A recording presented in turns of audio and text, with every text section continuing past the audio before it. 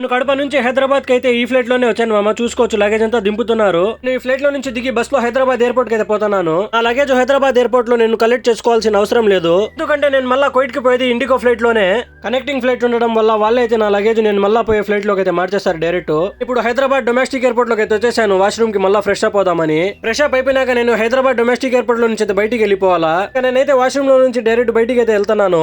మీరు చూడొచ్చు ఇక్కడ హైదరాబాద్ కు వచ్చిన వాళ్ళు మాత్రమే ఇక్కడ లగేజ్ అయితే కలెక్ట్ చేసుకోవాలా. నుంచి నేను మళ్ళీ కోయిట్ కి పోవాలని ఎగ్జిట్ తీసుకుంటున్నాను ఇంటర్నేషనల్ ఎయిర్పోర్ట్ లో పోవడానికి.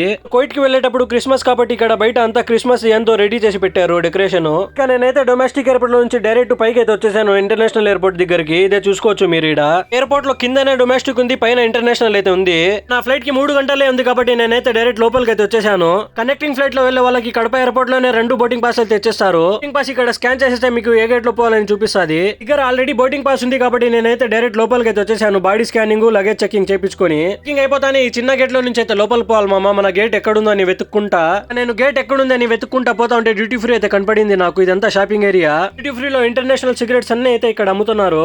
అయితే నాకు ఎందుకులే సిగరెట్లు అన్ని డైరెక్ట్ అయితే వెళ్ళిపోతున్నాను నా గేట్ దగ్గరికి. గేట్ ఎక్కడుందో కానీ నడిచి అయితే నాకు కాళ్ళ నొప్పిలు అయితే వచ్చేసినాయి. ఎక్కడుందో గేట్ పోతా ఉంటే వస్తుంది దావా. నేనైతే నడవలేక డైరెక్ట్ ఎలివేటర్ లో అయితే వచ్చి నిలబడి అదే నన్ను మూసుకొని వెళ్తాంది. ఎలివేటర్ కూడా నాకు బయటికి అయితే తోసేసింది. నేను వెళ్లాల్సిన గేట్ అయితే రావడం లేదు. ఇంకా ఫ్లైట్ కి ఇంకా 1.5 గంట టైం ఉంది కాబట్టి నేనైతే ఈ షాప్ లోకి అయితే వచ్చాను చూడ్డానికి. ఇక్కడ హైదరాబాద్ కి చార్మినార్ కి సంబంధించిన అన్ని యూనిక్ ఐటమ్స్ అయితే ఉన్నాయి. అన్ని నాకు ఎందుకు లేని నేను లోపల పోతా ఉంటే నాకైతే హాజీలు అయితే కనపడినాడు మామ.